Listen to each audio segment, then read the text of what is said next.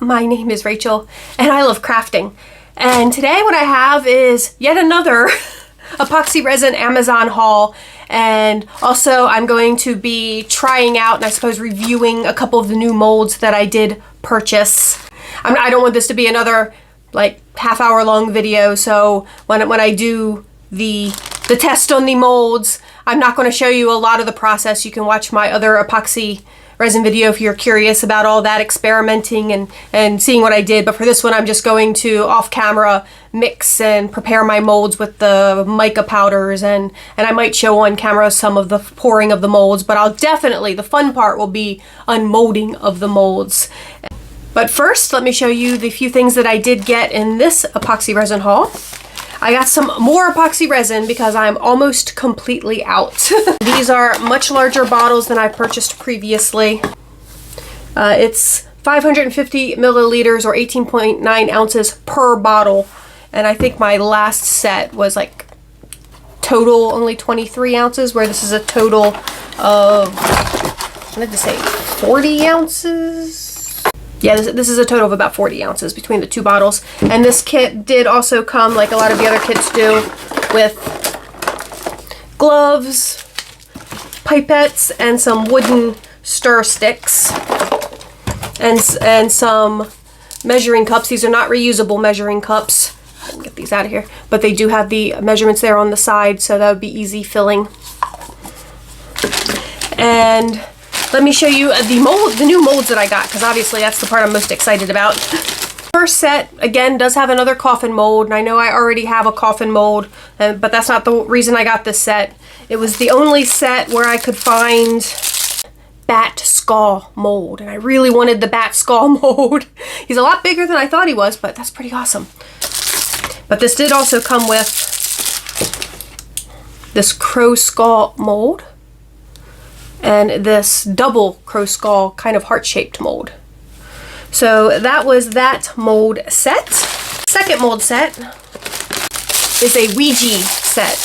And this set comes with the small Ouija board as well as planchette molds, and then a second one of a very large planchette plus some smaller planchettes.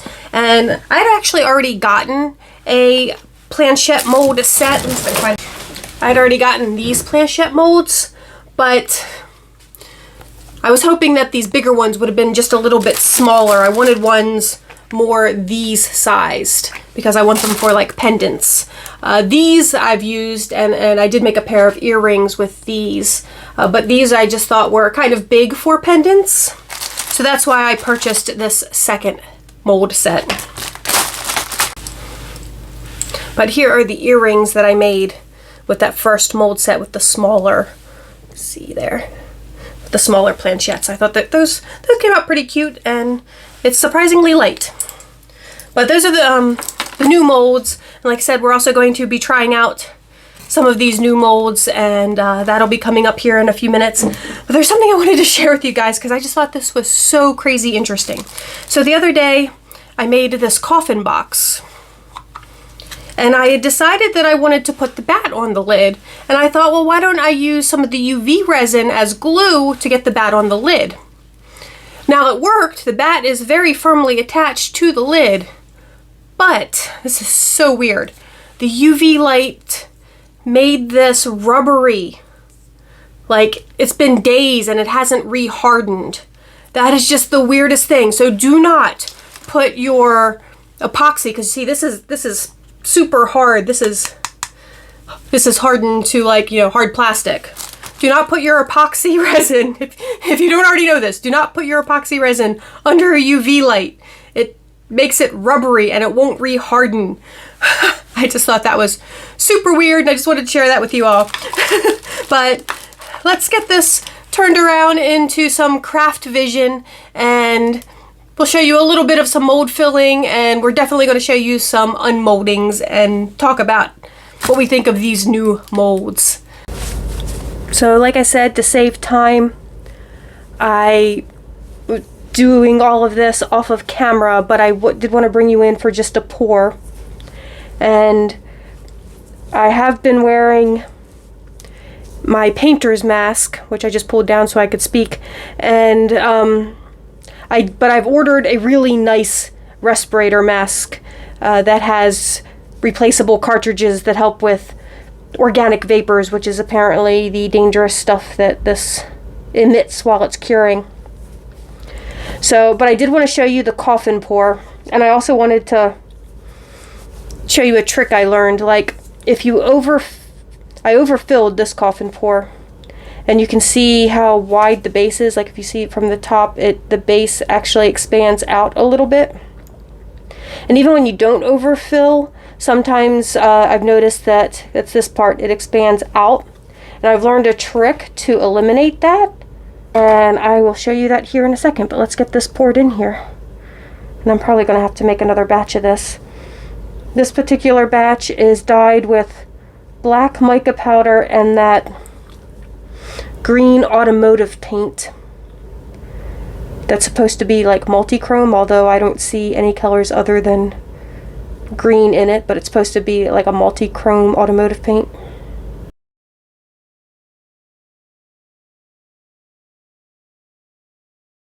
Okay, and that's full, and you can see this one isn't doing it as bad as my other coffin molds did, but it bows out a little bit here on the sides. And the trick I learned is I take these two boxes and I do this over where I'm going to sit it to cure, but I just push them in until it looks even and just let it cure like that, and that takes care of that warping that I was getting. But I just wanted to show you guys that real quick. I'm going to go fill some more molds, and I'll bring you guys back. I might bring you back for one more fill, and then I'll definitely bring you back for all the unmoldings, because the unmolding is going to be the fun part. I am back. It has been about 24 hours since I poured everything. I decided not to show you any more pouring because I wound up doing everything in the same color of the black mica powder mixed with that paint additive. I originally thought I was going to be making 2 different color batches, but I decided just to do 1 color batch, and thought it'd be boring to just show you me pouring the same color into a bunch of molds. So that's why we didn't do any more pouring. But now's the fun part. Now is the unmolding, because that's when we really get a sense for what these molds are like. Because these 3 here, this big one here, and we've already done a coffin, but this is the new coffin. Which then here is a mold that I did get, I think it was last week, and it has some pentagrams and whatever that symbol is, and these are both Ankhs. You'll see when I flip that one over, and a Star of David. But yeah, this was something that I did get last week, and I don't think I showed you guys in any of my hauls, but now you're seeing it. And also, what did arrive today, I'm really excited for this. This is my new mask for what I'm mixing and pouring. It's a respirator mask, and it has replaceable filters, and it does come with some extra filters, and this is supposed to filter out organic vapors, which is what the vapors that the resin puts off is classified as. So I'm excited to put that together, and the next time I pour, I will have something more efficient than this thing. I guess this was an N95, but still, I've used it several times, and I know you're not supposed to keep reusing them for too long. But anyway, let's get to the fun part. Let's get to this unmolding. And I do see that there are some bubbles that must have come up after I popped the first round of bubbles. But if they're just on the back, that's fine. That's not a big deal. But let's start with these cabochons. And here we have a skull, and I think he came out really nice. I really like him. But you guys have probably seen all of these before. I keep doing the same ones because they're my favorites. Oh, she came out really nice too. I really like that. And what about our rib cage?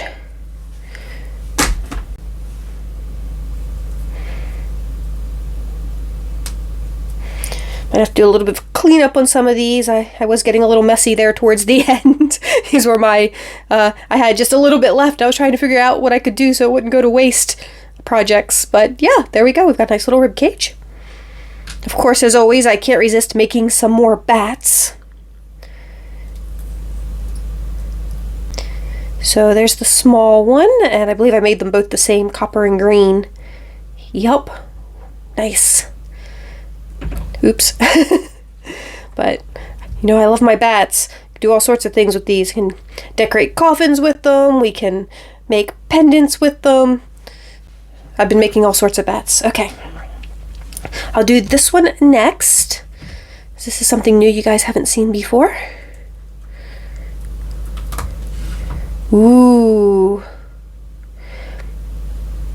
I was definitely messy with the mica powders when I did my painting. You see, it's like the purple is the mica powder that got splotched, but that came out really cool. I gotten some duochrome or multichrome, I think they're just duochrome, color shift mica powders, and this is one of them that I did that cross in, and you can sort of see it's like purple and gold.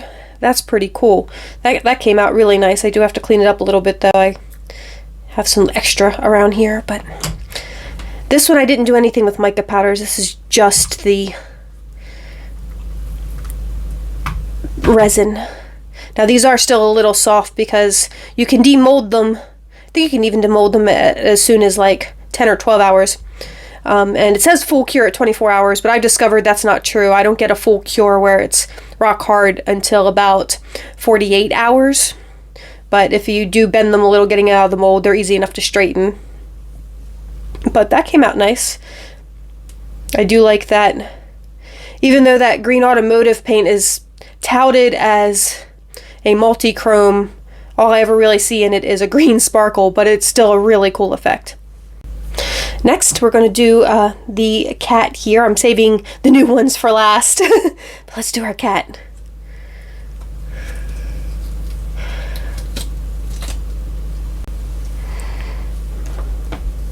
Oh, and he came out pretty. Did him in browns and coppers. I kind of wish I'd added maybe a little bit of red to give him just a little bit more color, but I still think he came out really pretty. I really love these cats. And let's do the planchettes next.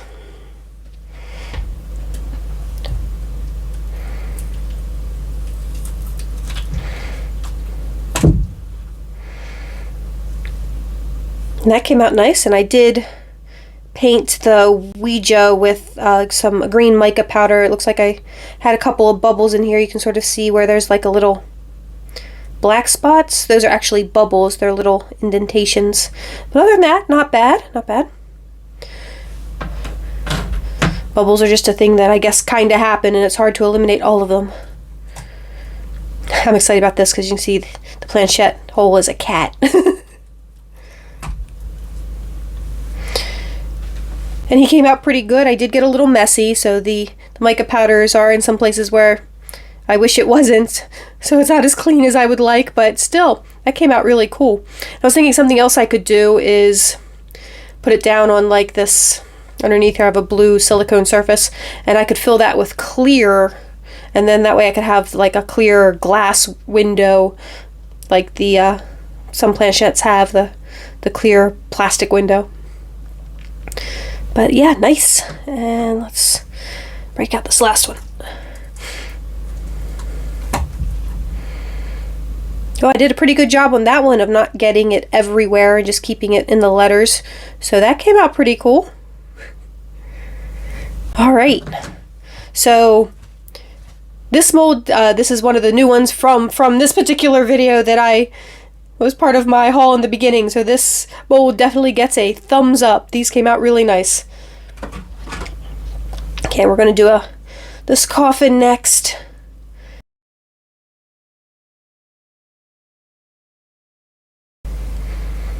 Okay, and here's the lid of our coffin.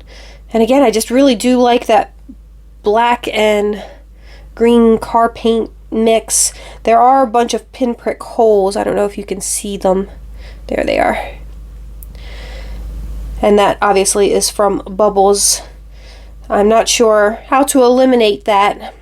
Might need to invest in, I've seen people use heat guns as opposed to the lighter thing. So maybe that would somehow draw them up better from the surface or from the bottom. Because, you know, when you're doing it, getting the heat here, maybe that would draw them up from the bottom. But I'll have to keep experimenting with that. I do like this clouded look of the underside. I think that came out really cool, and I think that's because I had to make a second batch to finish the lid, and I think mixing the two batches caused this really cool separation, but that is on the underside of the lid, so. But I think that's a really cool effect, and I wish it was on the back of the lid.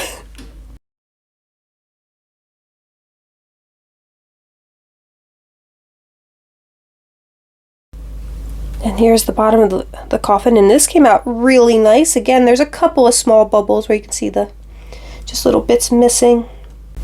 I guess that's just the side product of handmade that's going to have, they're not flaws, they're characteristics. It's like I used to sell jewelry, that's what they would tell you about natural diamonds. Those aren't your diamond's flaws, those are its unique characteristics that makes it specially yours. Okay, so now for these things I'm super excited about. Let's start with our single crow skull. Ooh. How cool is he?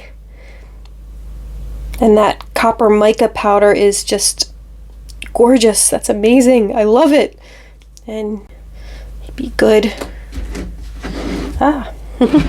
Could glue him right here. I'm gonna have to figure out the right way to glue resin to resin. I wonder if hot glue will work, because as I told you before earlier in the video, if you use the UV resin and you put the regular resin under the UV light, bad things happen. It becomes permanently malleable, and we don't want that. But still, I gotta figure out a way to glue him on there, because how cool would that look? Okay, let's move on. This is the heart-shaped double crow skull. Again, just beautiful. As you can tell, I'm really loving these molds. It was worth buying the set, even though I already had a coffin, just to get these molds. Oh, how awesome is that? But yeah, how pretty. I absolutely love the effect of painting on the mica powders. Like this is just the resin by itself, and that's, I mean, that's definitely pretty, but painted with the mica powders just takes it to a whole nother level there. Okay, now what I'm most excited about is my bat head. Oh, let's hope he came out good.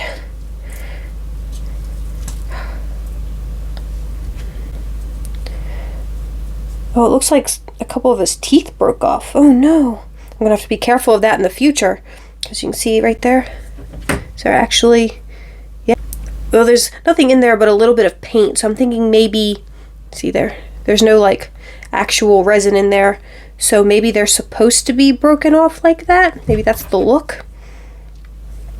I'll have to try again and see what happens. Either that or resin didn't get all the way down into there. And I'll have to be careful of that in the future and make sure the resin gets all the way down into there. But he still looks really cool. Okay, really quick, I just wanted to comment on one thing I did notice. If you can see here on the lid, there are scratches. And I was like, how did it get scratches? Apparently inside the mold part is scratched up. So this is probably a lid mold I'm not going to want to use. Fortunately, I do have a second set of this exact same coffin, so I can, I'll have that lid mold, which my other one came out perfect, so it didn't have scratches on it. So that's a little disappointing, and something to look out for if you do get one of these mold sets from Amazon or anywhere, really. Just pay attention and make sure there's no little scratches in the mold, because they will definitely show up there. So yeah, I definitely think that these are great molds if these are things that you're looking to make. And obviously I will put associate links for all of these down in the description box below, but I just really wanted to share with you guys my new molds and what I could create with them, and I hope you enjoy this. If you have any questions or any comments, please tell me down in the comment section below. Thank you guys so much for watching. If you enjoyed this video, please give it a thumbs up. If you did enjoy the video, of course you can give it a thumbs down, and please tell me all about it in the comments below. And please subscribe to the channel. And I hope everyone is just staying happy, healthy, and safe in this incredibly crazy world we live in. And I will talk to you all soon. Bye-bye.